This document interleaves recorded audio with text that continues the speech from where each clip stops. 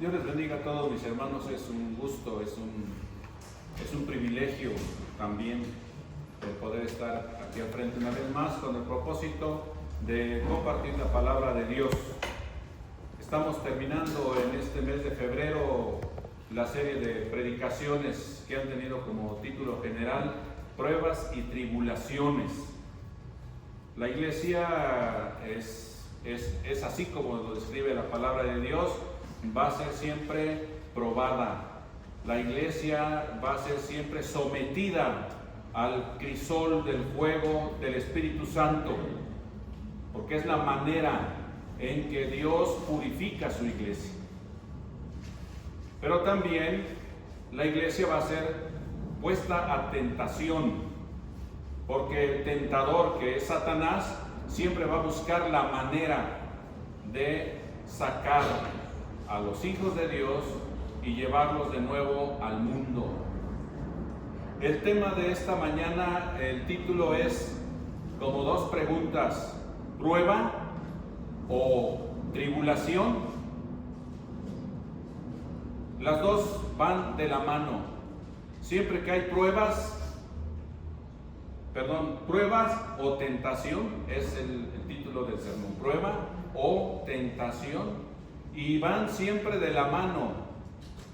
Cuando Dios prueba a su iglesia, el diablo también la somete a tentación y viceversa.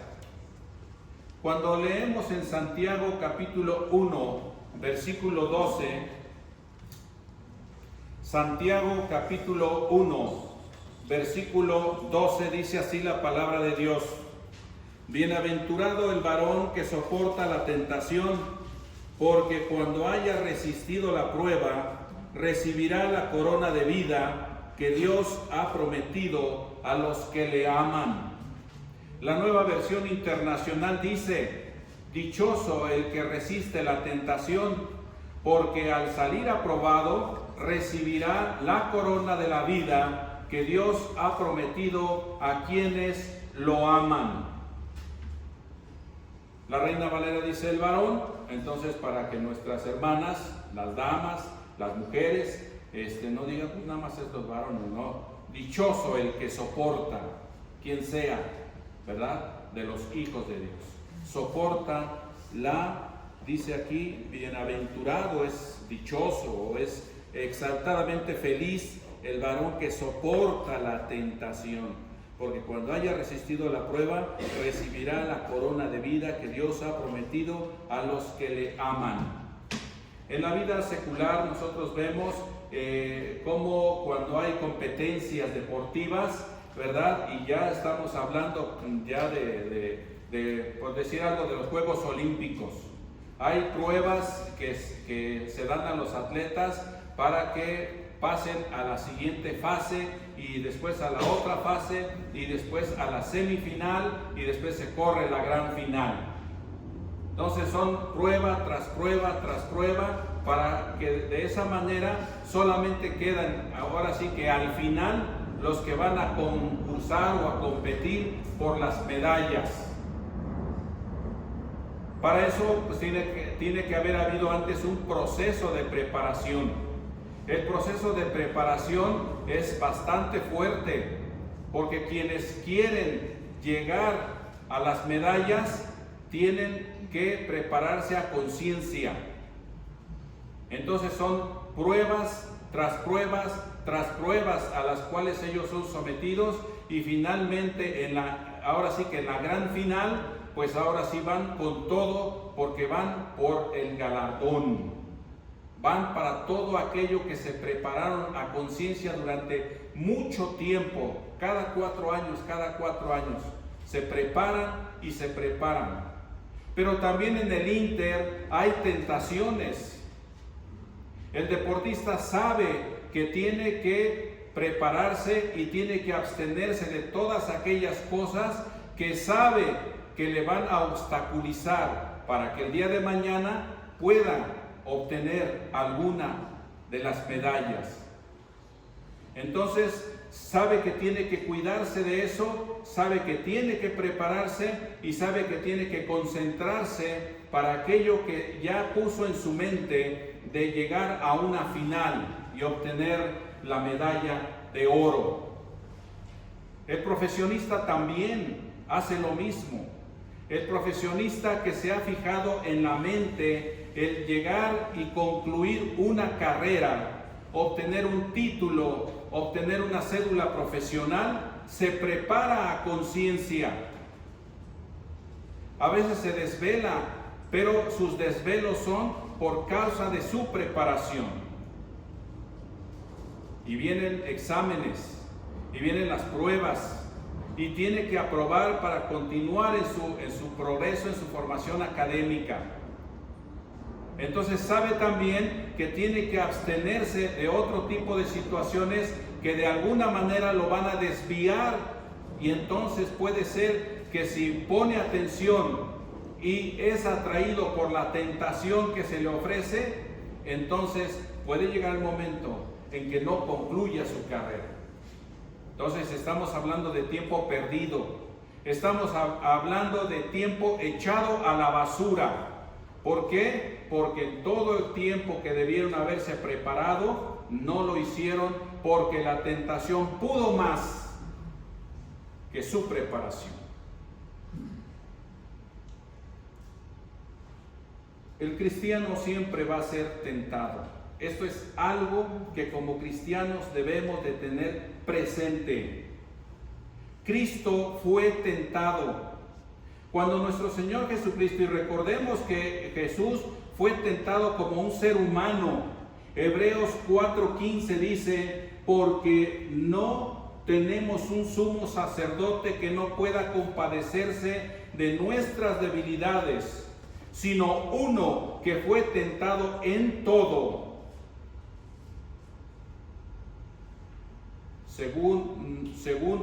vamos a leerlo más bien. Hebreos 4:15, porque no tenemos un sumo sacerdote que no pueda compadecerse de nuestras debilidades, sino uno que fue tentado en todo según nuestra semejanza, pero sin pecado. Y siempre que abordamos o consideramos la persona de Cristo, y cuando hablamos de tentaciones, siempre debemos tener presentes que Jesús fue un ser humano de carne y de huesos como nosotros. Jesús, siendo divino, se despojó de su divinidad para venir a ser uno como nosotros. Cuando Jesús fue bautizado, por eso decimos y siempre insistimos que es fácil bautizarse, cualquier persona se bautiza, pero seguir siendo cristiano nos va a costar todo. Muchos se han bautizado, pero así como han salido, se han ido al mundo. ¿Por qué? Porque cuando vino la tentación no la soportaron y tampoco se levantaron.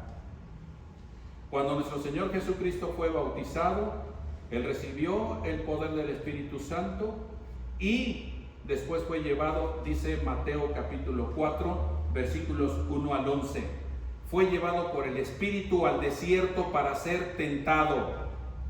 En esa porción de Mateo capítulo 4, versículos 1 al 11, leemos que Jesús fue tentado. Dice que vino Satanás y le ofreció los reinos del mundo, le dijo que si tenía hambre, porque recordemos que Jesús estaba en el desierto y estuvo ayunando 40 días y 40 noches. Y el tentador, que es Satanás, ahí lo leemos en esa porción de la Escritura, ¿verdad? Entonces, él le ofreció todos los reinos del mundo si lo adoraba. Él le dijo que si era el Hijo de Dios, que convirtiera esas piedras en pan para saciar su hambre. Y Satanás lo tentó, pero Jesús lo resistió con el poder de la palabra. El conocimiento de la palabra de Dios, aquí aprendemos algo importante de Jesús. El conocimiento de la palabra de Dios nos ayuda para soportar las tentaciones. Jesús nos da el ejemplo. En Lucas capítulo 4, versículo 13, dice que después de que hubo esta serie de tentaciones, dice que hubo más que 3 solamente. Y todo el tiempo del ministerio de nuestro Señor Jesucristo, el diablo siempre lo estuvo tentando para que hiciera uso de su poder en beneficio propio. Dice que entonces, en Lucas capítulo 4, versículo 13, dice que entonces el diablo lo dejó por un tiempo, después de que pasaron esas serie de tentaciones, y lo dejó por un tiempo.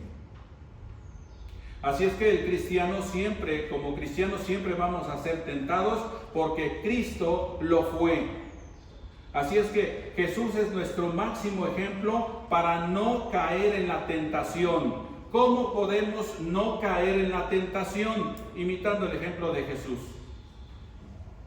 Primero, conociendo las Escrituras. Si pasamos tiempo estudiando, si pasamos tiempo meditando, si pasamos tiempo reflexionando acerca de las Sagradas Escrituras, eso va llenando nuestra mente del conocimiento bíblico que Dios quiere que tengamos para soportar cualquier tentación. Jesús lo hizo. Jesús es nuestro ejemplo, porque Jesús fue un hombre de oración. La comunión constante con el Padre durante el ministerio de nuestro Señor Jesucristo fue clave para su éxito hasta llegar a la cruz y su posterior resurrección.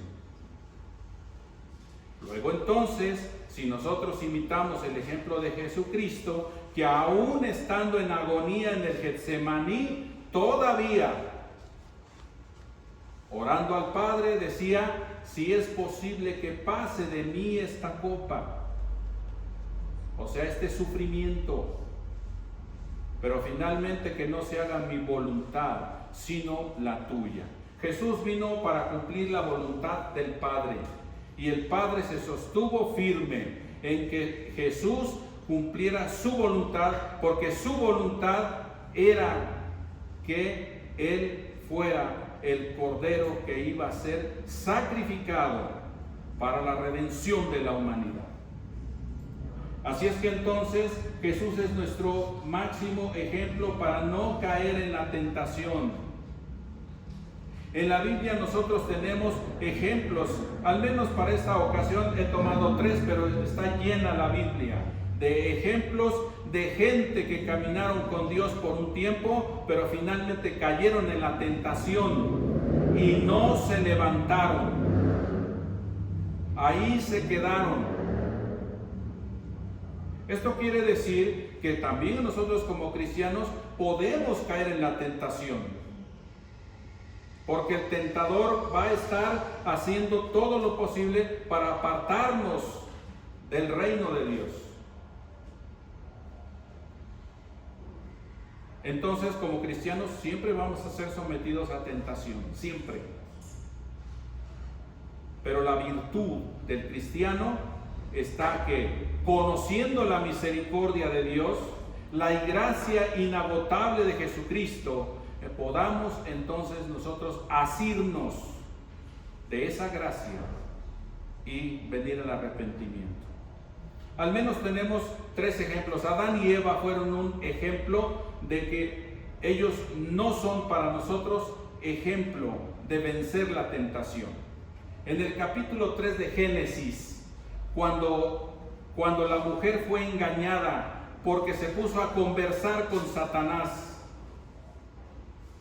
y después Satanás se valió de los sentidos de la mujer para mostrarle y decirle y subliminalmente hablarle y decirle: Dios no te quiere, porque si te quisiera Dios, te hubiera dicho: todo lo que Él les ha restringido es porque Dios no tiene confianza con ustedes. Y entonces, con medias verdades y con medias mentiras, la llevó a caer en la tentación, y después la mujer dio del fruto a su marido, y su marido también se hizo alianza con la mujer y ambos cayeron. No hay registro bíblico de que se hayan arrepentido. Cayeron en la tentación, y por causa de ese pecado, y teniendo todos los satisfactores en el Edén, a diferencia de Cristo en el desierto. Y sin embargo, cayeron en la tentación. Otros que no son ejemplos porque cayeron en la tentación y no se levantaron, Ananías y Zafira, en el capítulo 5 del libro de los Hechos de los Apóstoles, en el versículo 1 y hasta el versículo 11. En esos versículos, Ananías y Zafira cayeron en la tentación. El antecedente es que Bernabé, el hijo de consolación, ¿verdad? Cuando la iglesia tenía todo en común, y entonces Bernabé, el hijo de consolación, tenía una herencia, y él dijo, pues la voy a vender. Nació de su corazón al ver necesidades en la iglesia, y vendió esa posesión que tenía, y tal como recibió, entregó a los apóstoles para que los apóstoles repartieran entre los necesitados. Seguramente Ananías y Zafira vieron eso, y entonces oyeron y vieron cómo los hermanos seguramente decían: Bernabé, gracias hermano, gracias, Dios te bendiga y te dé más. No, Bernabé es un buen hermano, mira cómo se desprende de sus bienes y comparte con nosotros, que Dios lo bendiga. Y ese tipo de comentarios empezó a llenar de envidia seguramente el corazón de Ananías y de Zafira. Dijeron, pues vamos a hacer lo mismo. Vendieron una propiedad, nadie les dijo que la vendieran, nadie les dijo, Pedro les dice, pues, si ustedes la hubieran tenido, pues hubiera seguido siendo suya. Nadie les dijo que ustedes la vendieran, pero ellos decidieron venderla, ¿verdad? Tomaron una parte para ellos y lo demás lo pusieron a los pies de los apóstoles, como diciendo, señores, miren, estamos mejor que Bernabé. Y Pedro dice, ¿por qué decidiste mentir al Espíritu de Dios? A Ananías. Y todavía le pregunta que en cuánto vendió la propiedad, y el hombre dice en tanto. Y no dicen la verdad, mienten al Espíritu de Dios. Y al poco rato viene su mujer Zafira y también la misma pregunta. Finalmente los dos expiran en el momento. De verdad que bueno, y gracias a Dios que en el día de hoy no es así. Porque la iglesia en el primer siglo se conducía en términos generales con rectitud, con temor a Dios. En el día de hoy la esperanza es que también seamos iguales que ellos o mejores que ellos. Porque si sucediera algo entre nosotros de esa misma manera, mire ya cuántos hubiéramos expirado aquí. Pero Ananías y Zafira pagaron las consecuencias de haber caído en la tentación y no haberse arrepentido. No son ejemplo para nosotros como cristianos. El rey Salomón, el tercer rey de Israel, con toda su sabiduría, y leemos en el primer libro de los Reyes, en el capítulo 11, toda la apostasía de Salomón y todo lo que sucedió acerca de lo que iba a hacer Dios en el momento de su vida y poco después de su muerte, al dividir el reino de Israel. Pero Salomón, con toda su sabiduría, Salomón con toda su riqueza, apostató de Dios, y no hay registro bíblico de que Salomón se haya arrepentido.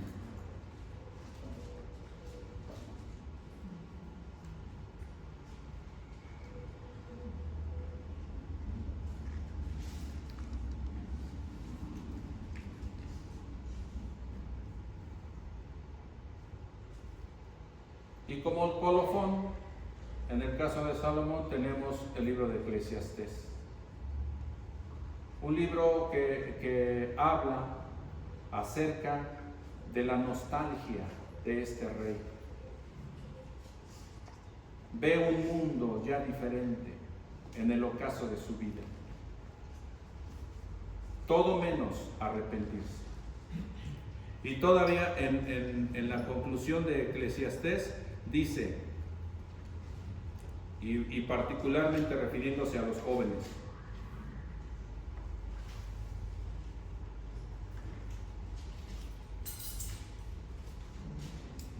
En el capítulo 11 y en el versículo 9. Alégrate, joven, en tu juventud, y tome placer tu corazón en los días de tu adolescencia, y anda en los caminos de tu corazón y en la vista de tus ojos, pero sabe que sobre todas estas cosas te juzgará Dios. Y en el versículo 1 del capítulo 12, acuérdate de tu Creador en los días de tu juventud, antes que vengan los días malos y lleguen los años de los cuales digas, no tengo en ellos contentamiento, quizás como él al final de su vida. Pero estos tres al menos no son ejemplo de aquellos que anduvieron con Dios y cayeron en la tentación por Satanás y no se levantaron.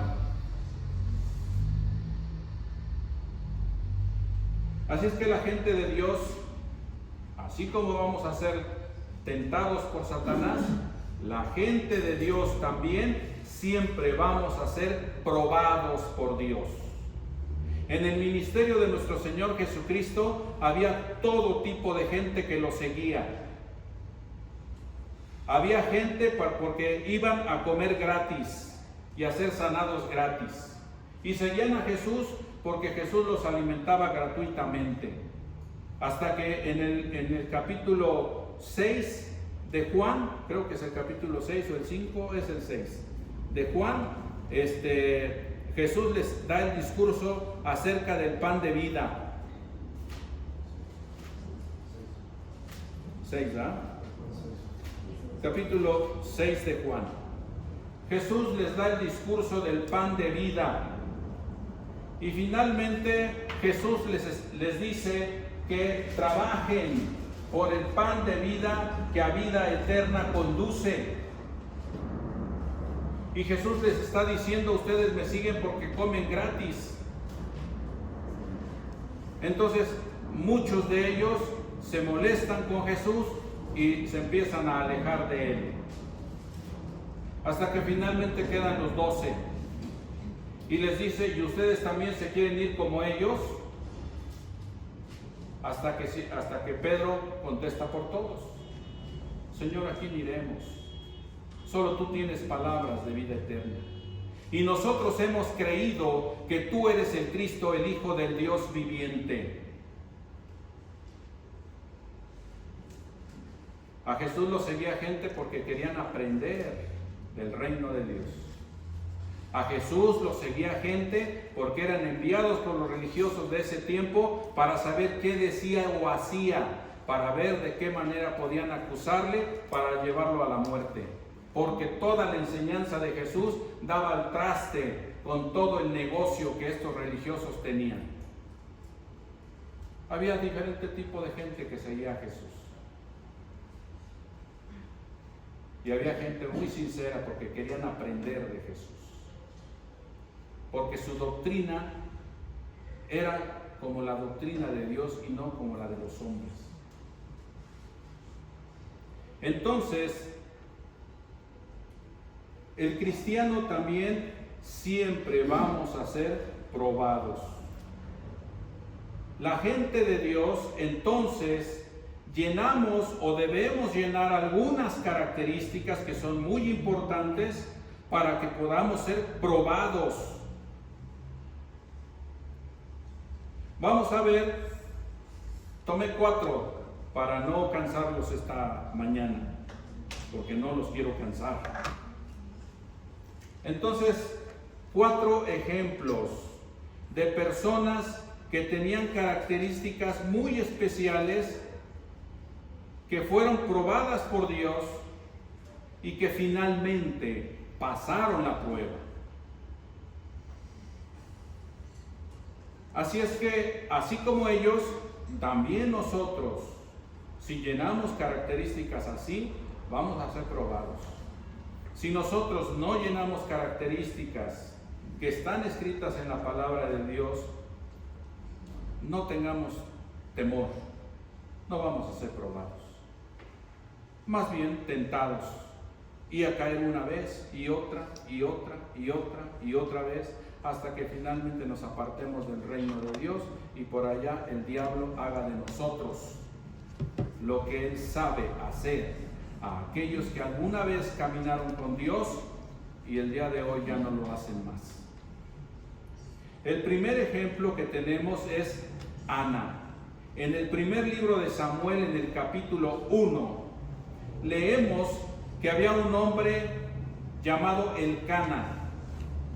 Allá, si lo quiere ver, es bueno para que se vaya ilustrando y vaya siguiendo la predicación y vaya diciendo si es cierto lo que el hermano está diciendo, está bien. Aquí dice, el primer libro de Samuel, capítulo 1.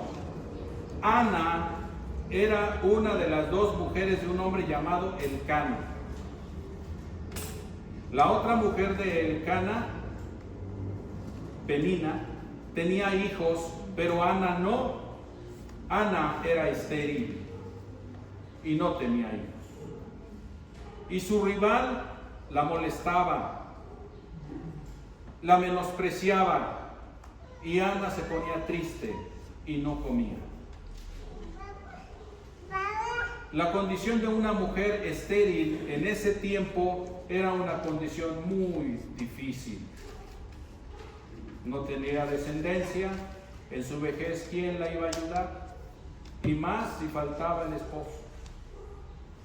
Así es que en las familias de Israel era bueno, era de gran bendición tener muchos hijos. Pero a pesar de todo eso, vemos que este hombre y estas mujeres iban a Silo, el lugar donde estaba pues la tienda o el tabernáculo, ya no tabernáculo, sino el templo, pues en ese tiempo, ¿verdad? Y ahí iban cada año a adorar. Cada año.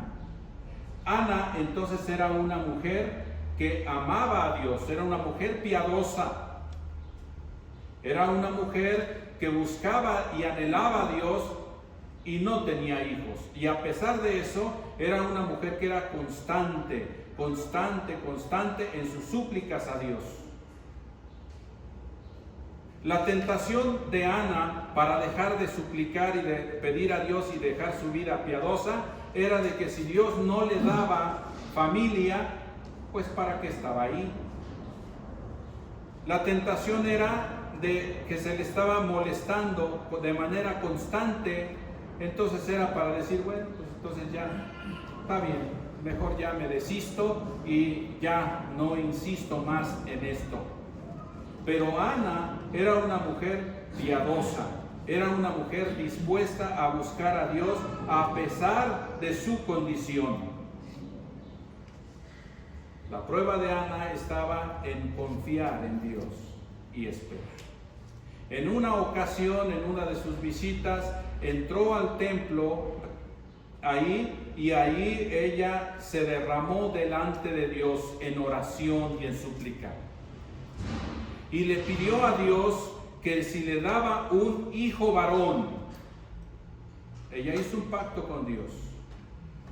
Yo lo voy a dedicar completamente para ti desde su nacimiento. Podemos decir que Ana hizo un pacto con Dios. Tú me das un hijo varón y yo te doy un profeta. Tú me das un hijo varón y yo te doy un sacerdote. Tú me das un hijo varón y yo te doy un gobernador sobre Israel. Y a Dios le pareció bien el pacto. Dice la Escritura que entonces, después de haber estado ahí en súplica, el mismo Elí la vio que solamente se movían sus labios y la mujer estaba derramándose delante de Dios y el hombre la tuvo por ebria. Y ella le dijo, no estoy ebria, solamente me he derramado ante Dios. He suplicado a Dios. Y entonces Elí le dijo que el Dios de Israel te bendiga y que lo que has pedido, Él te lo dé. Así es que entonces Ana pasó la prueba, porque en el capítulo 1, versículo 20, leemos estas palabras allá en el primer libro de Samuel, capítulo 1, versículo 20. Aconteció que al cumplirse el tiempo, después de haber concebido Ana, dio a luz un hijo y le puso por nombre Samuel, diciendo: por cuanto lo pedí a Jehová. Dios oye, Dios prueba y Dios responde cuando la prueba ha sido pasada. Ana tuvo entonces la respuesta a su oración. En los versículos 23 al 28 de este mismo capítulo leemos: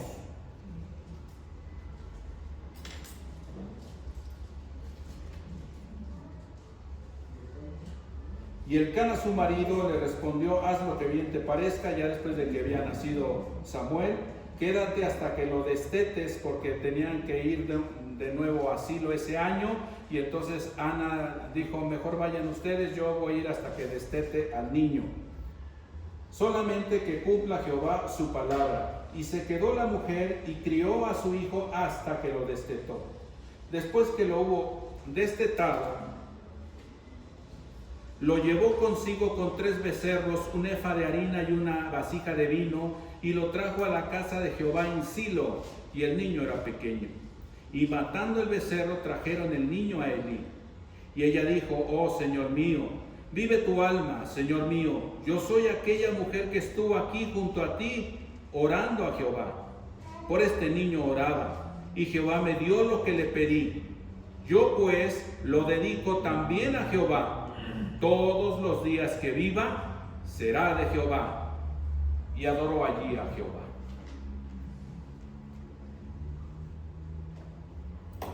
Leemos en el capítulo 2, versículos 18 al 21. Cumple Ana su promesa, lleva al niño y finalmente al superar, al pasar, al aprobar la prueba que Dios puso a esta mujer, veamos el resultado. Capítulo 2, versículos 18 al 21. Y el joven Samuel ministraba en la presencia de Jehová, vestido de un éfod de lino, y le hacía a su madre una túnica pequeña, y se la traía cada año cuando subía con su marido para ofrecer el sacrificio acostumbrado. Y Elí bendijo a Elcana y a su mujer, diciendo: Jehová te dé hijos de esta mujer en lugar del que pidió a Jehová. Y se volvieron a su casa. Y visitó Jehová a Ana, y ella concibió y dio a luz 3 hijos y 2 hijas. Y el joven Samuel crecía delante de Jehová. Cuando como cristianos pasamos la prueba, las pruebas a las que somos sometidos, porque Dios quiere ver de qué tamaño es nuestra fe, entonces Él nos va llevando paso a paso por la vida hasta perfeccionarnos. Ana perseveró a pesar de las circunstancias y contra todo lo humanamente posible. Finalmente el Dios de las misericordias, el Dios de los milagros, hizo que Ana tuviera un hijo. Una vez que ella lo recibió, dijo: es una promesa que yo hice, y se lo dedicó a Dios desde niño, desde bebé. Otro ejemplo que tenemos es Job. Job, leemos en el capítulo 1, versículo 1, porque necesitamos ver qué características tenía la gente o debe tener la gente que es de Dios. La gente que es de Dios debemos de tener características, ¿verdad? Para que entonces seamos probados en nuestra fe. Job, capítulo 1, versículo 1, leemos: hubo en tierra de Uz un varón llamado Job, y era este hombre perfecto, y recto, temeroso de Dios y apartado del mal. Dice el versículo número 8 y todos los que le siguen: y Jehová dijo a Satanás: ¿no has considerado a mi siervo Job, que no hay otro como él en la tierra, varón perfecto y recto, temeroso de Dios y apartado del mal? Y luego ya viene el diálogo ahí de Satanás con Dios respecto a qué es lo que Dios permite que Satanás haga con Job para probar su fe. Nada más no toque su vida. La vida pertenece a Dios, es de Él. Y Satanás está limitado. Pero dice que Job era un hombre temeroso de Dios, recto, apartado del mal. ¿Así somos nosotros? ¿Temerosos de Dios? ¿Rectos? ¿Apartados del mal? Si somos así, Dios nos va a probar. Como fue probado Job. Satanás le dice: pues es que es así porque pues le das todo. Tiene todos los satisfactores habidos y por haber.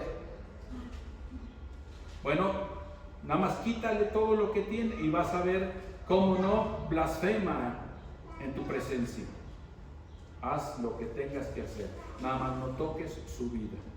Y en un momento, digamos que en un abrir y cerrar de ojos, Job se quedó en la miseria total. Perdió sus hijos, perdió sus bienes en un solo momento.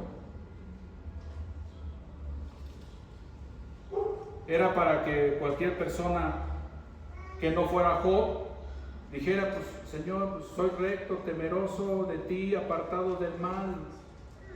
¿Por qué me tratas así? Mas sin embargo, Job exclamó en el versículo número 20 del capítulo 1: entonces Job se levantó y rasgó su manto y rasuró su cabeza y se postró en tierra y adoró y dijo: desnudo salí del vientre de mi madre y desnudo volveré allá. Jehová dio y Jehová quitó. Sea el nombre de Jehová bendito. Esa es la exclamación de un hombre recto, temeroso de Dios, apartado del mal. O de una mujer igual, que no tiene su fe puesta en los bienes materiales, tiene su fe puesta en el Dios omnipotente, que lo que haga con lo que tiene, inclusive con sus hijos, está bien, porque lo que Dios hace es para nuestro beneficio. Y luego dice que entonces aún así mantuvo su integridad, y Dios le dice a Satanás: aún a pesar de todo lo que hiciste con él, él mantiene su integridad. Toca su cuerpo y vas a ver si no blasfema en tu presencia. Entonces Dios le da permiso a Satanás y viene una gran sarna. Dice una sarna maligna, desde la planta del pie hasta la coronilla. Yo no sé qué puede hacer eso, pero dice que se rascaba con un tepalcate, con un pedazo de olla de barro quizás, y se rascaba con...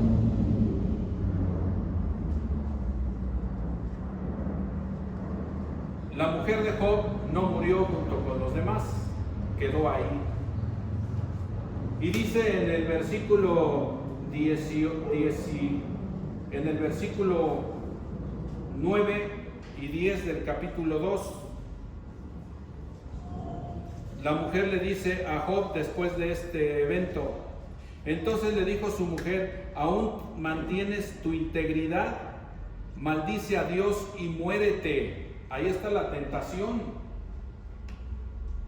No es la mujer hablando, es Satanás hablando por medio de la mujer para hacer caer a Job en la tentación. Aún así mantienes tu integridad, maldice a Dios y muérete. Como cualquiera de las mujeres tontas has hablado. Que de Dios solamente recibiremos lo bueno y lo malo no. Y Job se mantuvo íntegro en el tiempo de prueba, en el tiempo de tentación. Y es un buen ejemplo para nosotros también. Que si estamos enfermos, que si estamos con problemas de salud, que si estamos con problemas económicos, si tenemos cualquier situación, son tiempos de prueba que Dios permite que vengan a nuestra vida porque Él quiere probar dónde está puesta nuestra fe. Si en nuestros bienes materiales, si en nuestra familia o si está puesta en Dios.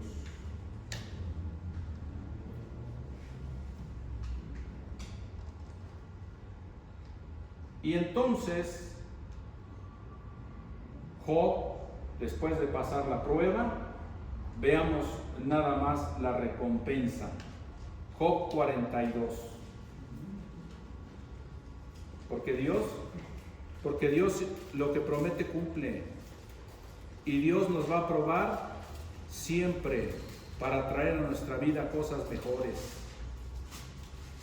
Y sobre todo a nuestra vida espiritual.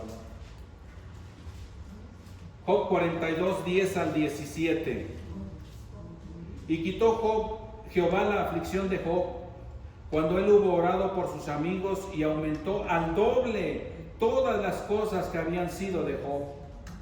Y vinieron a él todos sus hermanos y todas sus hermanas, y todos los que antes le habían conocido, y comieron con él pan en su casa, y se condolieron de él, y le consolaron de todo aquel mal que Jehová había traído sobre él. Y cada uno de ellos le dio una pieza de dinero y un anillo de oro. Y bendijo Jehová el postrer estado de Job más que el primero, porque tuvo 14,000 ovejas, 6,000 camellos, 1,000 yuntas de bueyes y 1,000 asnas. Y tuvo 7 hijos y 3 hijas. Llamó el nombre de la primera Gemima, el de la segunda Cesia, y el de la tercera Kefen Hapuc. Y no había mujeres tan hermosas como las hijas de Job en toda la tierra. Y les dio su padre herencia entre sus hermanos. Después de esto vivió Job 140 años, y vio a sus hijos y a los hijos de sus hijos hasta la 4ª generación. Y murió Job viejo y lleno de días. Tiempo de prueba, pero también de tentación. Prueba y tentación generalmente van en el momento. Y cuando la prueba es pasada, cuando hay aprobación de parte de Dios, vienen las bendiciones. Vienen las bendiciones. Lo fue para ellos, lo puede ser también para nosotros. Es más, lo será también para nosotros.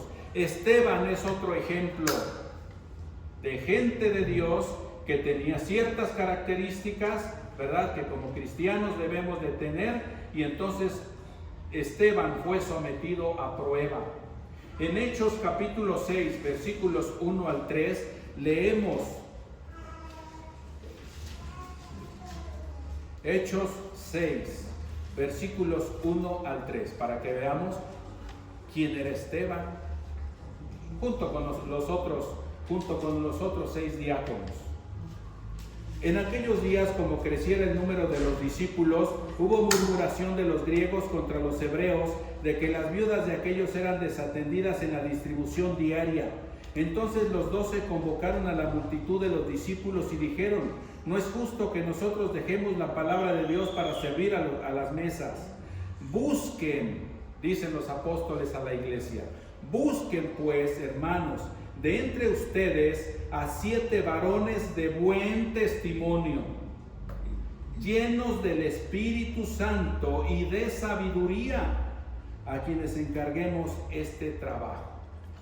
Condiciones: 7 varones, dice aquí, de buen testimonio, llenos del Espíritu Santo y de sabiduría, a quienes encarguemos este trabajo. Esas eran las características que tenían la iglesia que buscar entre 7 de los varones para atender las necesidades de la iglesia, que los apóstoles ya no podían llevar a cabo. Y uno de ellos, de estos, porque al final dice quiénes eran, aquí en el versículo 5 dice que agradó la propuesta a toda la multitud y eligieron a Esteban, varón lleno de fe y del Espíritu Santo, a Felipe, a Prócoro, a Nicanor, a Timón, a Parmenas y a Nicolás, prosélito de Antioquía. 7 de ellos. Pero Esteban, ya leímos las características que tenía. Este Esteban, ¿verdad? En los versículos 8 al 15 más adelante, dice que entonces Esteban, lleno de gracia y de poder, hacía grandes prodigios y señales entre el pueblo. Entonces se levantaron unos de la sinagoga llamada de los libertos y de los de Cirene, de Alejandría, de Cilicia y de Asia, disputando con Esteban, pero no podían resistir a la sabiduría y al espíritu con que hablaba. Entonces sobornaron a unos para que dijeran que le habían oído hablar palabras blasfemas contra Moisés y contra Dios, y soliviantaron al pueblo, a los ancianos y a los escribas, y arremetiendo le arrebataron y le trajeron al concilio. Y pusieron testigos falsos que decían: este hombre no cesa de hablar palabras blasfemas contra este lugar santo y contra la ley, pues le hemos oído decir que ese Jesús de Nazaret destruirá este lugar y cambiará las costumbres que nos dio Moisés. Entonces todos los que estaban sentados en el concilio, al fijar los ojos en él, vieron su rostro como el rostro de un ángel. O sea, lo vieron en paz, lo vieron tranquilo, vieron su cara ante todo lo que se le acusaba y se decía, y cómo la gente estaba enardecida, y lo llevaron ante el Sanedrín, al mismo Sanedrín donde Jesús fue condenado. Y ahí la gente que lo vio veía en su rostro paz, tranquilidad. No había ningún sobresalto, no había ninguna preocupación. No estaba angustiado porque qué iban a hacer con él. Ahí está la tentación. Después de todo lo que lo tomaron, levantaron falsos testigos y todo eso, era para decir: señores, no hay problema.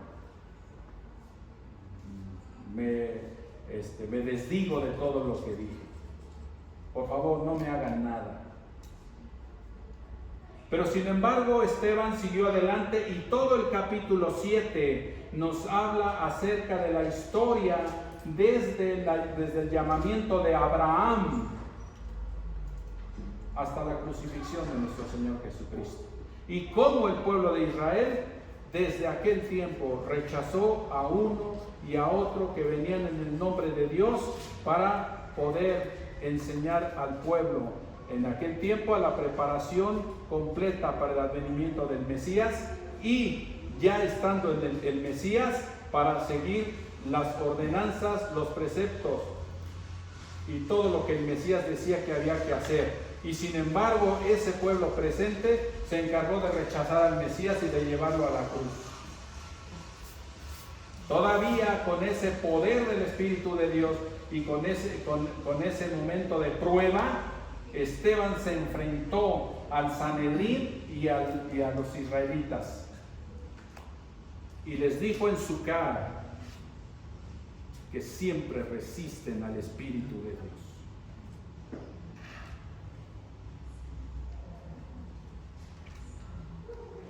Cuando Esteban pasó la prueba, porque estamos seguros que pasó la prueba, veamos lo que leemos en el capítulo 7, versículo 55.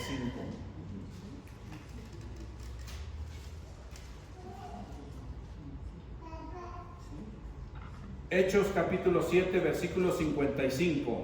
Pero Esteban, lleno del Espíritu Santo, puestos los ojos en el cielo, vio la gloria de Dios y a Jesús que estaba a la diestra de Dios. Versículos 59 al 60.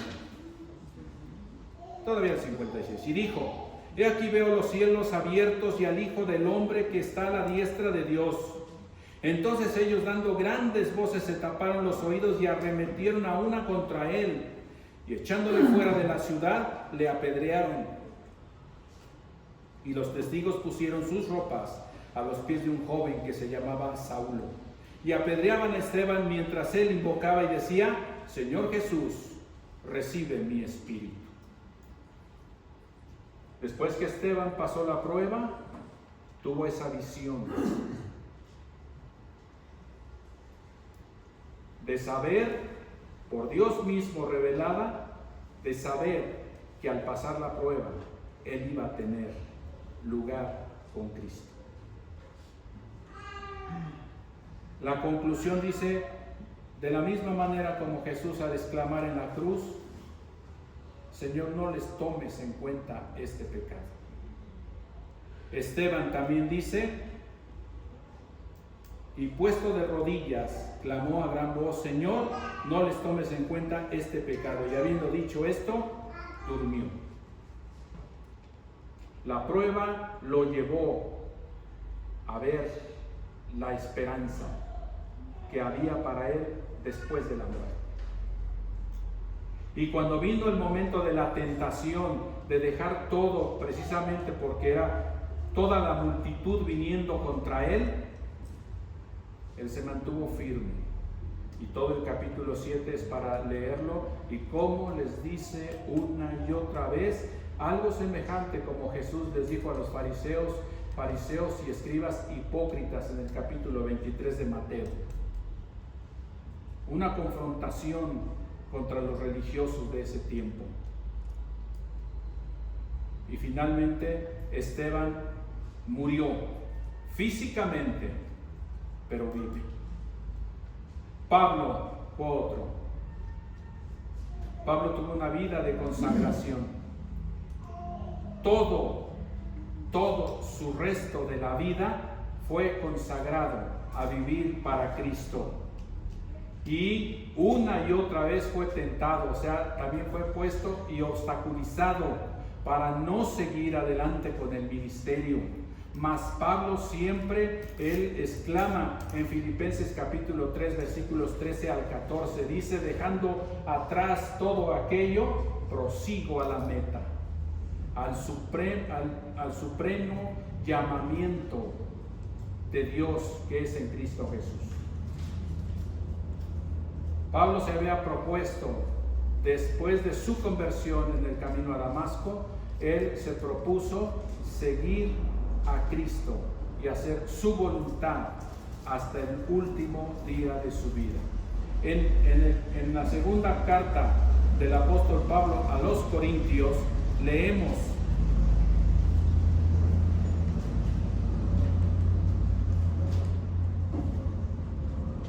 en el capítulo 1, a partir del versículo 3, y esto es nada más parte de todo lo que sucedió a Pablo, y cualquiera por menos que eso ya nos hubiéramos apartado del camino de Dios. Segunda a los Corintios capítulo 1, versículo 3: bendito sea Dios y Padre de nuestro Señor Jesucristo, Padre de misericordias y Dios de toda consolación, el cual nos consuela en todas nuestras tribulaciones, para que podamos también nosotros consolar a los que están en cualquier tribulación, por medio de la consolación con que nosotros somos consolados por Dios. Porque de la manera que abundan en nosotros las aflicciones de Cristo, así abunda también por el mismo Cristo nuestra consolación. Pero si somos atribulados, es para vuestra consolación y salvación. O si somos consolados, es para vuestra consolación y salvación, la cual se opera en el sufrir las mismas aflicciones que nosotros también padecemos. Y nuestra esperanza respecto de vosotros es firme, pues sabemos que así como sois compañeros en las aflicciones, también lo sois en la consolación. Porque, hermanos, no queremos que ignoréis acerca de nuestra tribulación que nos sobrevino en Asia, pues fuimos abrumados sobremanera, más allá de nuestras fuerzas, de tal modo que aún perdimos la esperanza de conservar la vida. ¿Pruebas? Sí, muchas para Pablo. Tentaciones, sí, también muchas para Pablo. Abandonar el ministerio y estar tranquilo como antes en su tiempo de fariseo lo estaba. Tenía todos los satisfactores, tenía buena posición económica, buena posición social, todo eso antes de encontrar a Jesús en el camino a Damasco.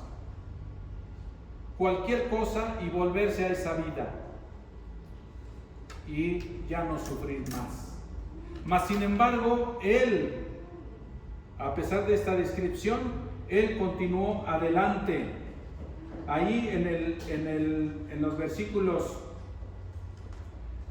9 y 10, en la parte final del 9 y 10, él pone su confianza en Dios, dice, para que no confiásemos en nosotros mismos, sino en Dios que resucita a los muertos, el cual nos libró y nos libra, y en quien esperamos que aún nos librará de tan gran muerte. Y en Filipenses capítulo 3, versículos 13 y 14, leemos.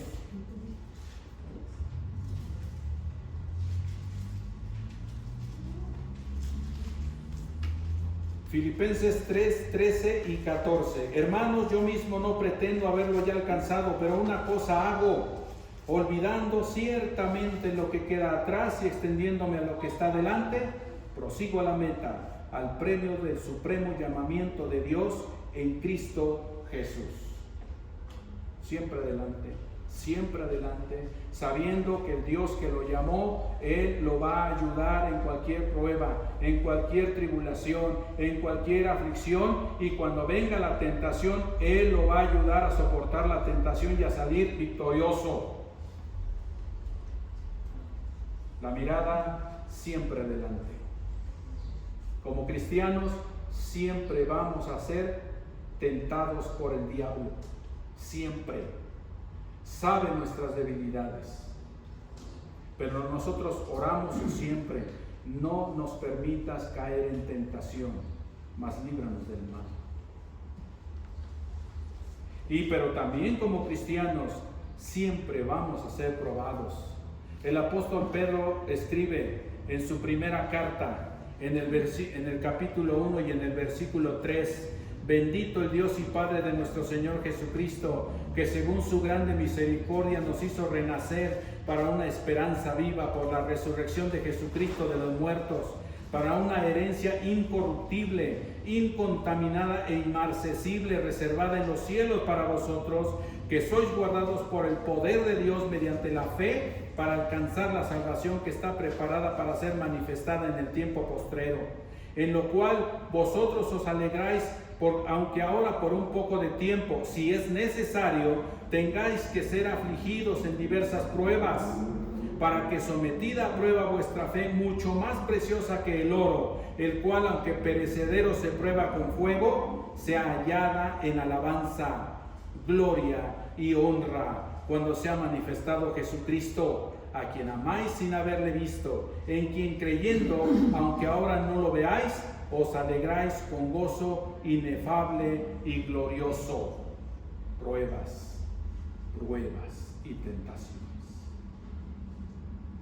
¿Prueba? ¿Qué preferimos? ¿Pruebas o tentaciones? No hay elección. Si queremos permanecer fieles a Cristo, siempre va a haber pruebas, siempre va a haber tentaciones, siempre. Entonces tenemos el ejemplo máximo de Cristo. ¿Cómo conducirnos?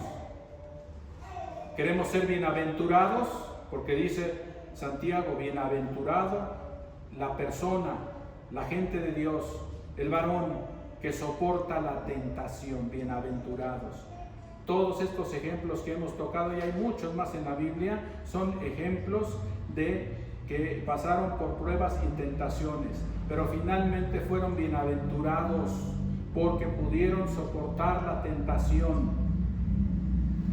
Fueron bienaventurados porque resistieron la prueba. Como consecuencia de eso, entonces recibieron la corona de la vida. Nuestro Señor Jesucristo, que es el máximo ejemplo que nosotros debemos aspirar siempre a imitar y a seguir, leemos en Hebreos capítulo 1, versículos 1 al 13. Después de que Cristo resucitó y cumplió con la obra redentora que el Padre le encomendó, leemos, el escritor de la carta a los Hebreos, inspirado, escribe: Dios habiendo hablado muchas veces, Hebreos 1, 1 al 11, Dios habiendo hablado muchas veces y de muchas maneras en otro tiempo a los padres por los profetas, en estos postreros días nos ha hablado por el Hijo, a quien constituyó heredero de todo y por quien asimismo hizo el universo, el cual, siendo el resplandor de su gloria y la imagen misma de su sustancia, y quien sustenta todas las cosas con la palabra de su poder, habiendo efectuado la purificación de nuestros pecados por medio de sí mismo, se sentó a la diestra de la majestad en las alturas, hecho tanto superior a los ángeles, cuanto heredó más excelente nombre que ellos.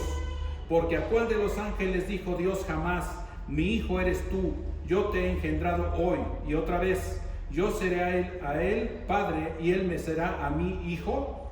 Y otra vez, cuando introduce al primogénito en el mundo, dice: adórenle todos los ángeles de Dios. Ciertamente de los ángeles dice: el que hace a sus ángeles espíritus y a sus ministros llamas de fuego. Mas del Hijo dice: tu trono, oh Dios, por el siglo del siglo. Cetro de equidad es el cetro de tu reino. Has amado la justicia y aborrecido la maldad, por lo cual te ungió Dios, el Dios tuyo, con óleo de alegría más que a tus compañeros. Y tú, oh Señor, en el principio fundaste la tierra y los cielos son obra de tus manos. Ellos perecerán, mas tú permaneces, y todos ellos envejecerán como una vestidura, y como un vestido los envolverás y serán mudados. Pero tú eres el mismo, y tus años no acabarán. Pues a cuál de los ángeles dijo Dios jamás: siéntate a mi diestra hasta que ponga tus enemigos por estrado de tus pies? Satanás le dijo: todos estos reinos te voy a dar si postrado me adoras. Y Jesús le respondió: solamente a tu Dios adorarás y a Él solo servirás. Y Jesús sabía que si cumplía con la obra redentora, Él iba a ser heredero de todo.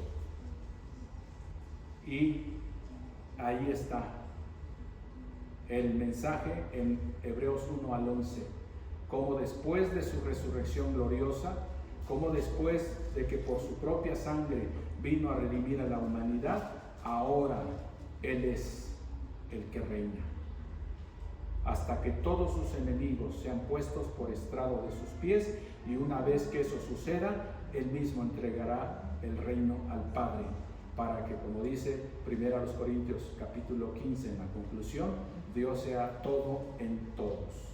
Y también en Hebreos capítulo 12, versículo 2, leemos: Hebreos 12:2. Puestos los ojos en Jesús, el autor y consumador de la fe, el cual por el gozo puesto delante de él, sufrió la cruz, menospreciando el oprobio, y se sentó a la diestra del trono de Dios. Una vez que superó Jesús las pruebas, una vez que soportó las tentaciones, está sentado a la diestra del trono de Dios, hasta que sus enemigos sean puestos por estrado de sus pies. Ana, Job, Esteban, ¿fueron bienaventurados por soportar la tentación? Sí lo fueron. ¿Resistieron? O sea, ¿aprobaron la prueba? Sí, aprobaron la prueba. Entonces ellos recibirán la corona de vida que Dios ha prometido a los que le aman y perseveran hasta el fin, como dice Apocalipsis capítulo 2, versículo 10 en su segunda parte. Sé fiel hasta la muerte y yo te daré la corona de la vida. Ellos en su tiempo fueron probados, fueron tentados, fueron aprobados. Ahora nosotros hasta que Cristo venga por segunda vez o nos llame a su presencia, seremos tentados y seremos probados. Pero finalmente seremos aprobados, porque la oferta es ser fieles hasta la muerte. Solo así Él promete que nos dará la corona de la vida. La corona es un símbolo que significa triunfo. Así es que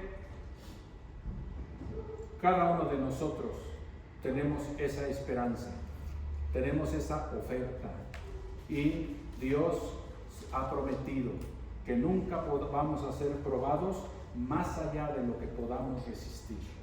Dios sabe nuestra medida de fe, sabe cuando nuestra fe es así, cuando ha crecido así o así.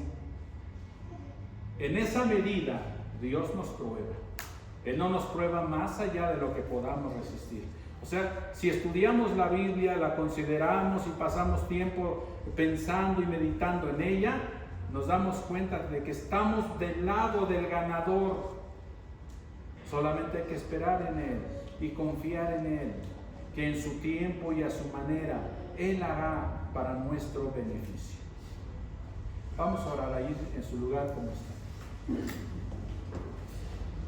Bendito Padre Celestial, te agradecemos por tu palabra, porque tu palabra, Señor, nunca vuelve a ti vacía. Tu palabra siempre cumple el propósito para el que es expuesta. En esta ocasión, Señor, para estar entendidos que en este mundo tendremos aflicciones, tendremos tribulaciones, tendremos acechanzas, tendremos, Señor, tentaciones. Pero también por tu palabra nosotros sabemos y entendemos que siempre estás por nosotros y que siempre estás a nuestro lado, que siempre nos estás animando y ayudando para soportar las tentaciones. Pero cuando venga el tiempo de la prueba, Señor, tú nos vas a ayudar a salir adelante de ella, y nuestra fe va a crecer más y más y más. Y nos vas a dar la fortaleza que como creyentes necesitamos para nuestro diario vivir. Padre, te ruego por tu iglesia en este lugar. Te ruego, Señor, por todos quienes nos oyen, por nuestros amigos que aún no han recibido a Cristo como Señor y Salvador de sus vidas, para que también ellos pronto vengan a un encuentro personal con Jesucristo y recibir la oferta de salvación gratuita que Él solamente da a quienes arrepentidos y de un corazón dispuesto estén listos para bautizarse y de esa manera pasar de muerte a vida. Dios eterno, te rogamos que nos ayudes para poder continuar adelante en tu camino. Gracias, Señor, por tu palabra, porque tu oferta es maravillosa y porque tú has prometido que siempre estarás con nosotros todos los días hasta el fin del mundo. En el nombre de Jesús oramos. Amén. Amén. Dios les bendiga.